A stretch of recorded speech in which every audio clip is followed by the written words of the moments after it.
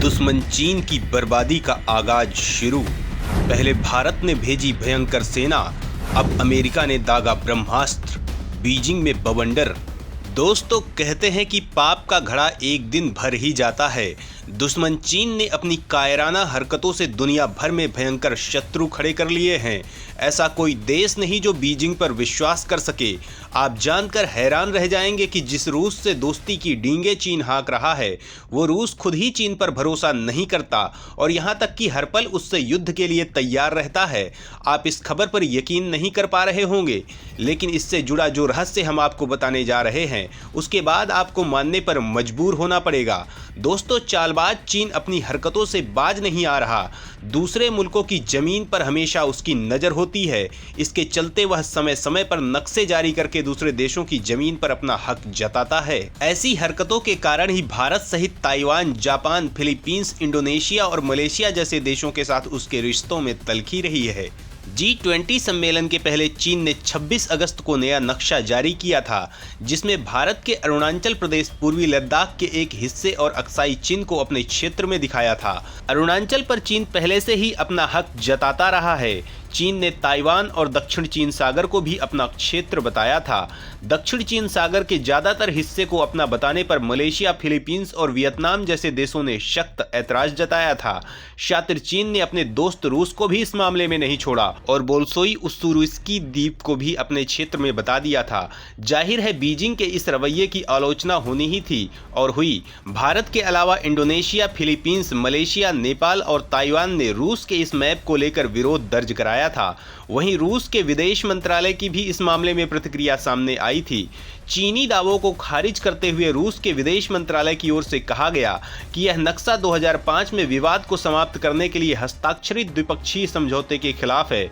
रूसी विदेश मंत्रालय की प्रवक्ता मारिया जाखारोवा ने साफ कहा कि 15 साल पहले द्विपक्षीय समझौतों के जरिए द्वीप पर स्वामित्व के सवाल को सुलझा लिया गया था।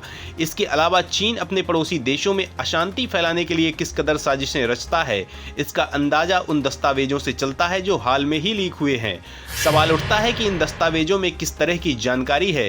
इन दस्तावेजों को उजागर करने के बाद दुनिया में हलचल क्यों मच गई है? तो दोस्तों, ये दस्तावेज 2008 से 2014 तक के 6 साल के बारे में है।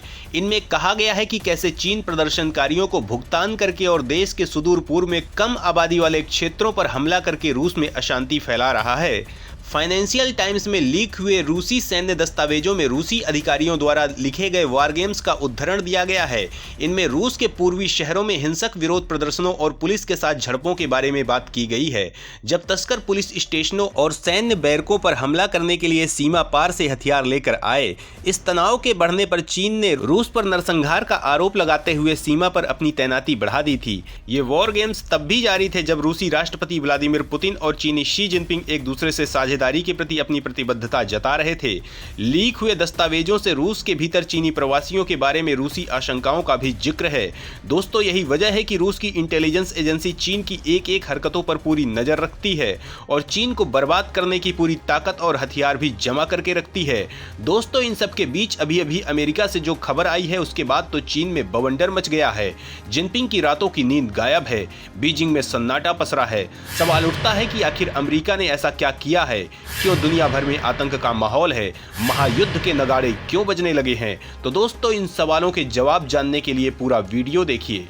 सुपर पावर ने दागी हाइपरसोनिक मिसाइल, पूरी दुनिया में मचा बवंडर, ड्रैगन होगा तबाह। दोस्तों, अमेरिकी वायुसेना ने एंडरसन एयरफोर्स बेस में B-52H बम वर्षक के पंख के नीचे चिपकाए गए live AGM-183 air launch rapid response weapon की कुछ तस्वीरें प्रकाशित की हैं, जिन्हें आमतौर पर ARRW कहा जाता है। इस तस्वीर के जारी होने के बाद अब संभावना है कि गुआम में बहुत जल्द इसका लाइव परीक्षण होने वाला है। लेकिन सवाल ये है कि अमेरिका का जो सुपरसोनिक ARRW मिशन फेल हो चुका है और जिस मिशन को मरा हुआ घोषित कर दिया गया था, अमेरिका उस मिशन को फिर से जिंदा क्यों कर रहा है?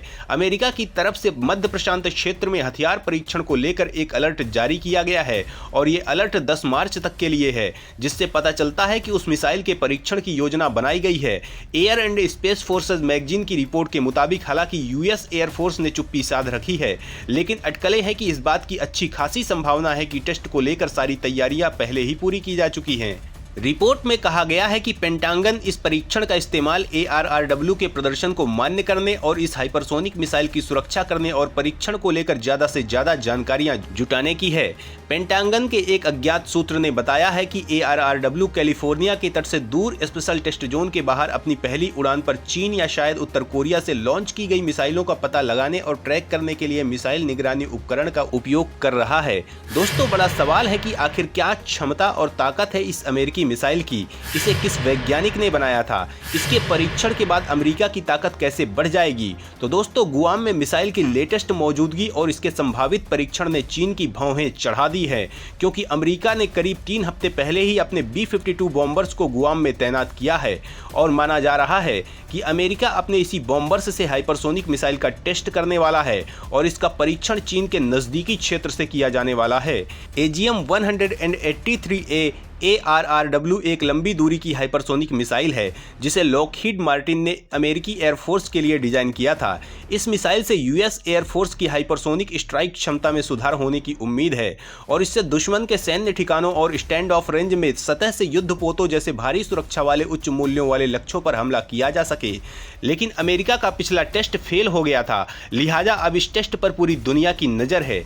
दोस्तों, सवाल यह भी उठता है कि मिसाइल के टेस्ट से चीन को क्या खतरा हो सकता है, जिनपिंग के होश क्यों उड़े हुए हैं। तो दोस्तों, गुआम प्रशांत क्षेत्र में एक विदेशी अमेरिकी क्षेत्र है और ऐसा माना जाता है कि इसका इस्तेमाल युद्ध की स्थिति में चीन के खिलाफ ऑपरेशन के लिए लॉन्चिंग पैड के रूप में किया जाएगा। खासकर अमेरिकी वायुसेना के बम वर्षकों और लड़ाकू जेट विमानों के लिए ये एक बेहतरीन ठिकाना है। यही कारण है कि एंडरसन AFB का तेजी से सैन्यीकरण किया जा रहा है और इसकी सुरक्षा बढ़ाई जा रही है। B-52 स्ट्रेटो फोर्ट्रेस बम वर्षक विमान इसी साल गुआम में एंडरसन AFB में तैनात किए गए हैं, जिसको लेकर अमेरिका ने कहा है कि इसकी तैनाती का मकसद अमेरिका की ताकत का प्रदर्शन करना और विपरीत परिस्थितियों में दुश्मनों को न्यूट्रल करने के लिए मिशनों को अंजाम देना है। इसके पहले बॉम्बर टास्क फोर्स मिशन के हिस्से के रूप में B-1 बॉम्बर्स को 2022 के जून और अक्टूबर में गुआम में भी तैनात किया गया था। वहीं चीन के रक्षा मंत्रालय के प्रवक्ता कर्नल वू कियान ने कहा, जहां तक गुआम की बात है, इसकी सुरक्षा इस बात पर निर्भर करती है कि अमेरिका गुआम को किस भूमिका में देखना चाहता है। यदि गुआम युद्ध छेड़ने के लिए एक चौकी है तो यह तब भी सुरक्षित नहीं होता जब यह पूरी तरह से हथियारों से लैस हो। दोस्तों, दुनिया में चीन की बढ़ती दादागिरी का जवाब देने के लिए बहुत दिनों से सुपर पावर मौका तलाश रहा है। इसी वजह से क्वाड संगठन के जरिए वो चीन पर अंकुश लगाने की तैयारी कर रहा है। इसके अलावा चीनी जहाज द्वारा फिलीपीन नाव को टक्कर मारने पर बाइडेन ने ऑस्ट्रेलिया के प्रधानमंत्री के साथ एक संयुक्त बैठक के दौरान कहा था, फिलिपिनो विमान जहाजों या सशस्त्र बलों पर कोई भी हमला फिलीपींस के साथ हमारी पारस्परिक रक्षा संधि का उल्लंघन होगा। चीन और फिलीपींस के बीच दक्षिण चीन सागर में कई हाई प्रोफाइल झड़पें हुई थी, विशेष रूप से स्प्रैटली द्वीप समूह के दूसरे थॉमस शोल के आसपास विवादित जल में एक चीनी जहाज फिलीपीन की नाव से टकरा गया था। फिलीपींस ने इस घटना को युद्ध के समान करार देते हुए इसकी कड़ी से कड़ी निंदा की थी, जिसके बाद अकड़ दिखाते हुए चीन ने सुपर पावर के खिलाफ जहर उगला था। सवाल उठता है कि चीन ने क्या कहा था अमेरिका के खिलाफ। तो दोस्तों, चीनी विदेश मंत्रालय ने कहा कि अमेरिका को चीन और फिलीपींस के बीच समस्याओं में शामिल होने का अधिकार नहीं है। मंत्रालय की प्रवक्ता माओ निंग ने अमेरिका के फिलीपींस की रक्षा करने के बयान पर तीखी प्रतिक्रिया देते हुए कहा कि अमेरिका दक्षिण चीन सागर मुद्दे पर पक्षकार नहीं है, उसे चीन और फिलीपींस के बीच किसी समस्या में शामिल होने का कोई अधिकार नहीं है। चीन ने फिलीपींस के जल क्षेत्र में द्वीपों को अवैध रूप से कब्जे में लिया है। इतना ही नहीं, वह फिलीपीनी नौसेना को उन द्वीपों पर फंसे अपने सैनिकों के लिए सप्लाई पहुंचाने की कोशिश में अड़ंगा लगाता है। वहीं साउथ चाइना सी को लेकर तमाम मुद्दों पर अमेरिका ने चीन को जमकर लताड़ा है। वहीं ताइवान के पक्ष में खड़े होकर चीन को सीधी चुनौती भी दे डाली थी, लेकिन तब चीन सक पकाकर बिल में घुस गया था। तो दोस्तों, दुनिया भर में चीन के खिलाफ भयंकर गुस्सा है। तमाम देश जिनपिंग का खून पीने को बेताब हैं। ऐसे में यह देश कितने दिनों तक युद्ध से बचेगा कहा नहीं जा सकता है। दोस्तों, पड़ोसी दुश्मन के खिलाफ अमेरिकी एक्शन पर आप क्या सोचते हैं, कमेंट जरूर करें।